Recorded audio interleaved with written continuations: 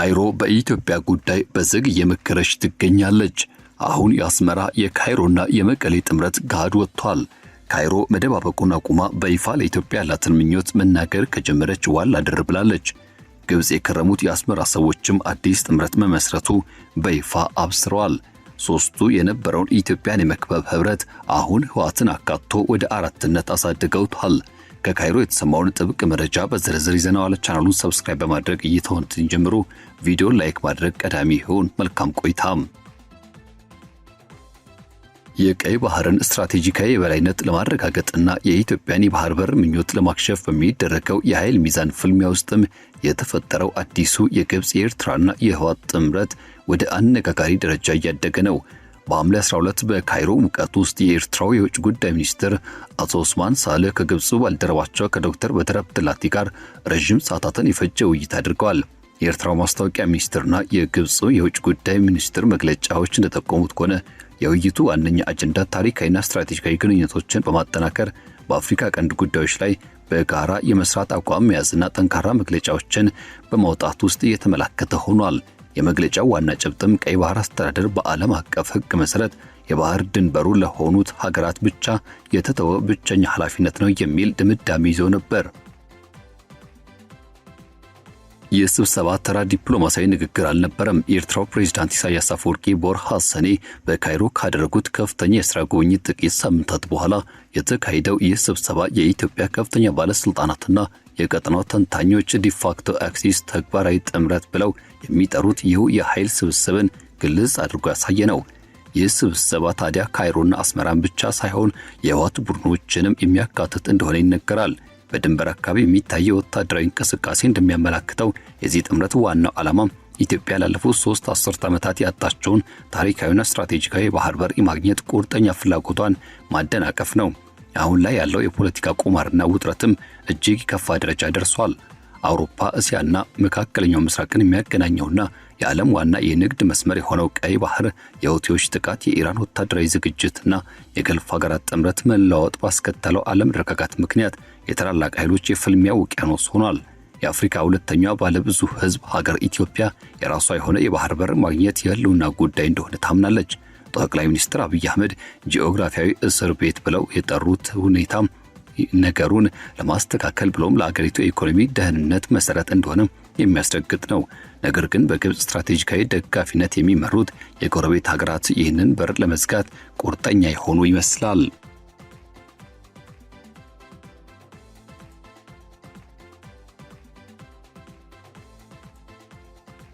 ግብጽና ኤርትራ በቀይ ባህርና በኢትዮጵያ ቀጠናዊ ተጽዕኖች ላይ ባላቸው የጋራ ስጋት የተሳሰረ ረጅም ታሪክ አላቸው።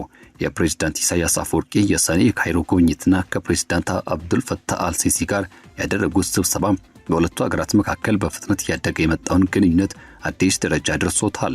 የአርበርና የፖርት ልማት በተለይም ደግሞ በኤርትራ አሰብና ምጽዋ ወደቦች ላይ የባህር ትራንስፖርት፣ ማዕድን፣ መሰረተ ልማትና የመድኃኒት ዘርፍ ትብብር ስምምነቶች ከቃል ባለፈ ወደ ተግባር ደረጃ ተሸጋግረዋል።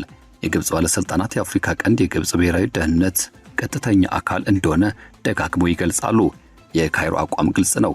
በቀይ ባህርና በባህር ንግድ ላይ መስመሮች በሚፈጠር አለመረጋጋት ከስዊዝ ቦይ ገቢ እስከ ናይል ውሃ የሚደርሱትን የግብጽ መሰረታዊ ጥቅሞችን በቀጥታ ያሰጋል። ታዲያ ሁለቱ ሀገራት በጋራ ባወጡት መግለጫና እንዲሁም ደግሞ በስምምነታቸው ውስጥ በተጠቀሷቸው አበይትና ዋነኛ ጉዳዮች መካከል የሀገራቱን የሚጎዱና ቀጠናዊ መረጋጋትን የሚያውኩ አንድ ወገን ውሳኔዎችን ውድቅ የሚያደርግ ነው። ይህ አባባል ኢትዮጵያ ከሶማሊላንድ ጋር ያደረገችውን ስምምነት ሰፊውን የባህር በር ምኞቷን በቀጥታ የሚቃወም እንደሆነ ይተነትናል። የሐምሌ 12 ስብሰባ ይህንን አቋም ይበለጥ አጠናክሮታል። የውጭ ጉዳይ ሚኒስትሩ የቀይ ባህር ደህንነትና አስተዳደር በዓለም አቀፍ ሕግ መሰረት የባህር ድንበር የሆኑ ሀገራት ብቻ ብቸኛ ኃላፊነት ነው ሲሉ አጽንኦት ሰጥተዋል። ይህ አቋም ግብጽ ከሶማሊያ ጋር ካደረገችው የባህር ትራንስፖርትና የወደብ ልማት ስምምነት ጋር ሙሉ በሙሉ ይጣጣማል።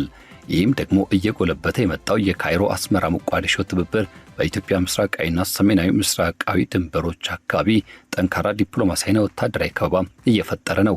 የወደብ ማሻሻያዎች፣ የትስስር ፕሮጀክቶችና ግልጽ የሆኑ ወታደራዊና የደህንነት ምክክሮች በአዲስ አበባ በከፍተኛ ሁኔታ ስጋት ፈጥረዋል ይላሉ የኢትዮጵያ ውጭ ጉዳይ ሚኒስትር መግለጫዎች ግብጽ የኢትዮጵያን እድገት ለማደናቀፍ የታለመ የከበባ ስትራቴጂ የተከተለች እንደሆነ ከሰዋል። ጠቅላይ ሚኒስትር አብይ አህመድ በበኩላቸው ኢትዮጵያ ዘላቂ የሆነ ጂኦግራፊያዊ ከበባን እንደማትቀበልና በሰላማዊና ዲፕሎማሲያዊ መንገድ የባህር በር ፍላጎቷን ለማስጠበቅ እንደምትሰራ ገልጸው በተቃራኒው ደግሞ የመከላከያ አቅሟን በማጠናከር ላይ እንደምትገኝም አስምረውበት አልፈዋል። በዚህ ውስብስብ የፖለቲካ ቁማር ውስጥ እጅግ አሳሳቢና ትኩረት የሳበው አካል የህወሓት የተወሰኑ ክንፎች ከዚህ ጥምረት ጋር ያላቸው የተባለው ግንኙነት ነው። የፕሬዝዳንት ኢሳያስ አፈወርቂ አስተዳደርና የህወሓት አመራሮች ከደም አፋሳሹ የፕሪቶሪያ ሰላም ስምምነት በኋላ የነበራቸውን ግንኙነት መልሰው በማደራጀት ላይ እንደሆኑ የተለያዩ የደህንነት ምንጮች ይጠቁማሉ። በፌዴራል መንግስቱና በህወሓት መካከል ያለው አለመተማመን ባንሰራራበት በዚህ ወቅት ላይ ኤርትራና ግብጽ ይህንን ክፍተት በመጠቀም በኢትዮጵያ ውስጣዊ ፖለቲካ ተጽዕኖ ላይ ለማሳደር እየጣሩ ነው። ይህ ከሶስትዮሽ ስብሰባ ከካይሮ አስመራና የህወሓት ክንፎች አዲስ አበባ ላይ የፖለቲካና ወታደራዊ ጫና ለመፍጠር ያለመ ስትራቴጂካዊ ግንባር ፈጥሯል። የግብጽ ታላቁ ህዳሴ ግድብን ውሃ አሞላልና አስተዳደር በተመለከተ ከኢትዮጵያ ጋር ያለባትን አለመግባባት በባህር በር ጉዳይ ላይ ጫና በማድረግ ለማስቀየር ስትጥር፣ ኤርትራ ደግሞ በበኩሏ ኢትዮጵያ የቀጠናዊ ገዥነትና የኃይል የበላይነቷን እንደገና እንዳይንሰራራ ለመግታት ትሞክራለች። ህወሓት በበኩሉ በሀገር ውስጥ ያለውን የፖለቲካ ህልውና ለማረጋገጥ የፌዴራል መንግስቱን ተጽዕኖ ለመቀነስ ከነዚህ የውጭ ኃይሎች ጋር ጊዜያዊ ወታደራዊና ዲፕሎማሲያዊ ትስስሮችን ለመፍጠር መገደዱን ተንታኞች ይገልጻሉ። ኢትዮጵያ በታሪኳ አጋጥሟት የማያውቀው ከፍተኛ ጂኦፖለቲካዊ ከበባ ውስጥ ወድቃለች። በምስራቅ በኩል ከሶማሊያ ጋር ያለው ውጥረት፣ በሰሜን ከኤርትራ ጋር ያለው ቀጥተኛ ቅሬታ፣ በሰሜን ምዕራብ ደግሞ ከሱዳን ያልተረጋጋ ሁኔታ ጋር ተዳምሮ የካይሮ እጅ በየቦታው የተዘረጋ ነው። ኢትዮጵያ የባህር በር የማግኘት ህጋዊና ታሪካዊ መብት አለኝ በማለት የምታቀርበው ሙግትም በዓለም አቀፍ ደረጃና በጎረቤቶቿ ዘንድ የሀገራትን ሉዓላዊነት የመጋፋት ሙከራ ተደርጎ በመወሰዱ ዲፕሎማሲያዊ ጫናዎችን አስከትሏል። ሆኖም ግን አዲስ አበባ የጀመረችውን የባህር በር ፍላጎት በቀላሉ የምትተው አይመስልም። የባህር ኃይል ግንባታዋን አጠናክራ ከመቀጠሏ በላይ ከተለያዩ ዓለም አቀፍ ኃይሎች ጋር አዳዲስ የደህንነትና የኢኮኖሚ ትስስሮችን ለመፍጠር እየጣረች ነው። በቀይ ባህር አካባቢ የተካሄደ ያለው የኃይል ፍልሚያ የወደፊቱን የአፍሪካ ቀንድ ፖለቲካዊ ሙሉ ካርታን የሚያሳይና ሊቀይረው የሚችል ቀጠናዊ ሰላምና ደህንነት ትልቅ አደጋ ውስጥም የሚያስገባ የታሪክ አጣፋጭ ምዕራፍ ሆኖ ቀጥሏል። በትግራይ ውስጥ የሚታዩት ፈጣን ፖለቲካዊና ወታደራዊ እንቅስቃሴዎች ሲታከሉበት የጥምረቱ ትረካ እጅግ አደገኛና ፈንጂ የሆነ አቅምን መያዙን ያመለክታል። የትግራይ ጦርነት ወቅትም የኤርትራ ኃይሎች ከፌዴራል ሰራዊት ጎን በመሰለፍ ከህወሓት ኃይሎች ጋር በከባድ የጦር ውጊያ ሜዳ ላይ ተፋልመው እንደነበር አይዘነጋም። ሆኖም ግን አሁን ባለው ሁኔታ አስመራና የተወሰኑ የህወሓት ክንፎች ጽምዶም በሚል መጠሪያ ስር ስትራቴጂካዊና ጊዜያዊ የጥቅም መቃረቢያ ማሳያ ሂደትን ይጀምሩ መስለዋል። እንደ አቶ ጌታቸው ረዳ ያሉ ከፍተኛ የፌዴራልና የክልል አመራሮችን ጨምሮ የኢትዮጵያ ባለስልጣናት በኤርትራ አካላት ላይ በህወሓት የቆየ አቋም አጥባቂዎችና በቁጥር ጥቂት በማይባሉ የአማራ ፋኖ ሚሊሻዎች መካከል ቅንጅት የተደረገ ስለመሆኑ በግልጽ አስጠንቀዋል። የተለያዩ የመረጃ ምንጮችና ዘገባዎች እንደሚያመለክቱት በትግራይና በኤርትራ ድንበር አካባቢዎች ድንበር ተሻጋሪ ግንኙነቶች፣ የህዝብ ለህዝብ እርቅ ጥምረቶች፣ የኮንትሮባንድ ንግድ መሳሪያዎችና በተለይም ከጦር መሳሪያ ጋር የተያዙ ዝውውሮች። ይህ ብቻ አይደለም። በአስመራ መቀሌና በሶስተኛው ሀገራት ሚስጥራዊ ስብሰባዎች ተካሂደዋል። ዓለም አቀፉ የችግር ጥናት ቡድን፣ ኢንተርናሽናል ክራይሲስ ግሩፕና ሌሎችም ቀጠናዊ ታዛቢዎች ይህን ሂደት በቅርበት ሲከታተሉት የቆዩ ሲሆን ለጠቅላይ ሚኒስትር አብይ አህመድ ማዕከላዊ መንግስት ያላቸው የጋራ ጥላቻና ስጋት እነዚህን ቀደም ሲል በነፍስ የሚፈላለጉ ጠላቶችን በአንድ መስመር እንዲሰለፉ ማድረግ የጠላት ወዳጅ ነው በሚል ብሂል ውስጥ እንዲጠለሉ አድርጓቸዋል ይላል ብዙዎች።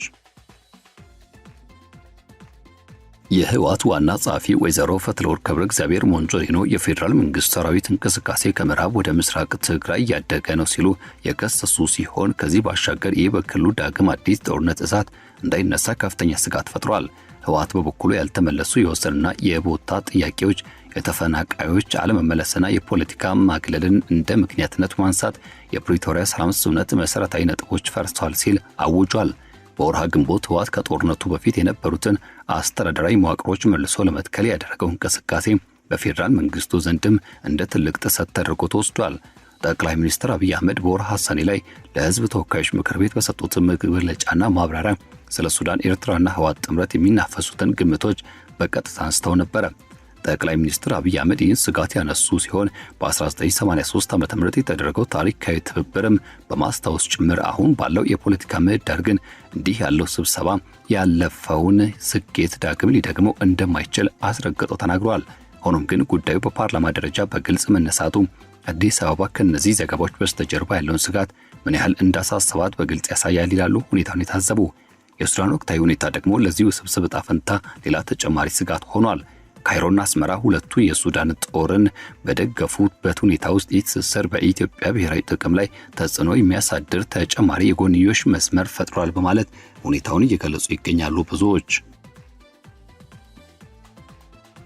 ተንታኞች ጽምዶምን ከተደበቀ መደበኛ ውል ይልቅ በወቅታዊ አጋጣሚዎች ላይ የተመሰረተ ተለዋጭ የጥቅም መገኛ አድርገው ይገልጹታል። ኤርትራ ኢትዮጵያ ኃይሎች በሀገር ውስጥ ውጥረትና በሰሜኑ ክፍል ታስረው እንዲቀሩ ማድረግ ወደ አሰብም ሆነ ወደ ሌሎች የባህር መዳረሻዎች የሚያደርጉትን ማንኛውም ወታደራዊ ወይም ዲፕሎማሲያዊ እንቅስቃሴዎችን ለማስቆም ጠቃሚ እንደሆነ ታምናለች።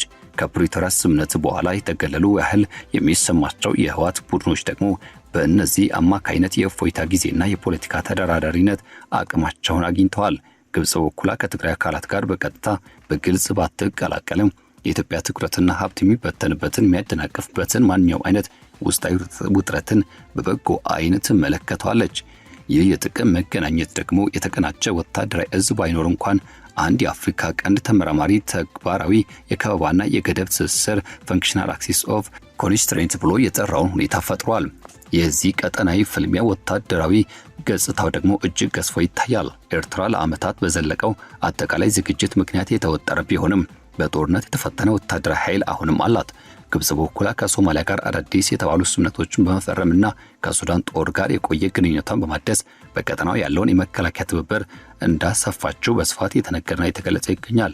በካይሮና በአስመራ መካከል የሚደረጉ የጋራ የባህር ኃይልና ወደብ እንቅስቃሴዎች የኢትዮጵያን የባህር ኃይል ህልም ለመቆጣጠር ወይም ደግሞ ለማስቆም የሚያስችል ወታደራዊ ቤዝ ስልጠና ወይም የደህንነት መረጃ ልውውጥ ሊኖር ይችላል የሚል ስጋትን በስፋት እየፈጠረ ይገኛል።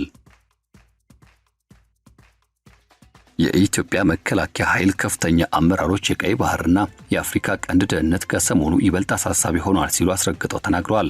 አንዳንድ ኃይሎች ቀጠናውን እንዳይረጋጋ ለማድረግ እየሰሩ መሆኑን ጠቅሰዋል። የፌዴራል ወታደራዊ ኃይሎች ዳግም ምደባዎችን፣ የድሮን ጥቃቶችና የድንበር ማጠናከሪያ ስራዎችን አጠናክረው ቀጥለዋል።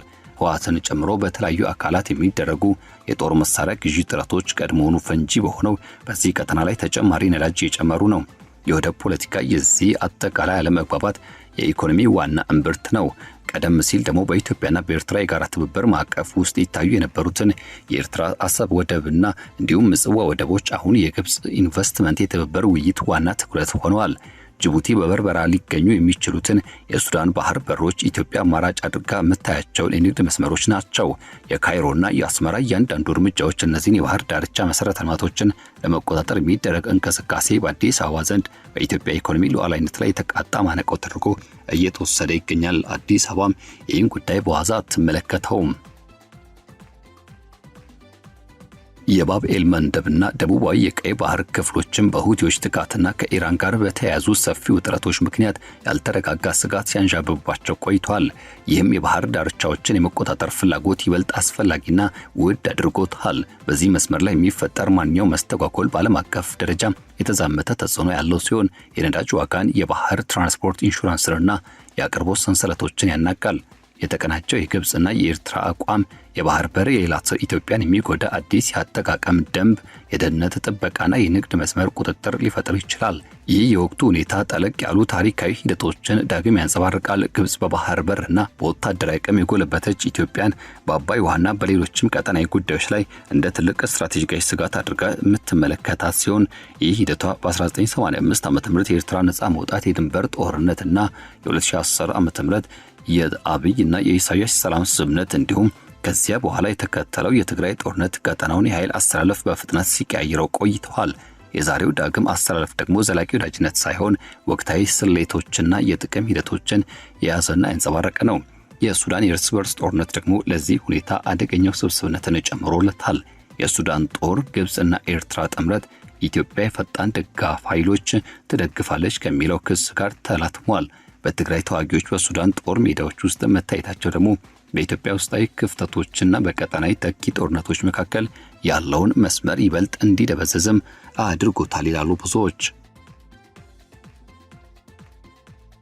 የሶማሊያ ተሳታፊነት በሶስትዮሽ ምክክሮችና ከግብጽ ጋር በተፈረመው የባህር ትራንስፖርት ስምምነቶች በኩል ጫናው ወደ ደቡብ አቅጣጫ ያሰፋፋዋል።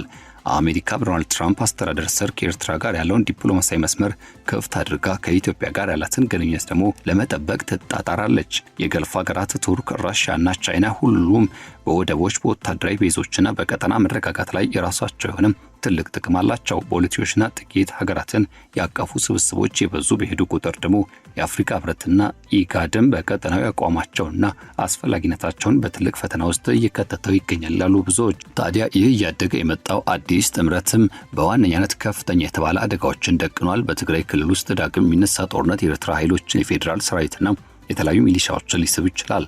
ይህም ወደ አማራ፣ አፋርና ሌሎች አካባቢዎች መስፋፋት አቅም አለው። በባህር በር ወይም ደግሞ በድንበር ጉዳይ ምክንያት በኢትዮጵያና በኤርትራ መካከል የሚደረግ ቀጥተኛ ጦርነት ደግሞ ሙሉን የአፍሪካ ቀንድን ወደ እሳት ሊከት የሚችል አሰቃቂ ሁኔታ ይፈጥራል ሲሉ ሁኔታውን የገለጹ ብዙዎች ናቸው።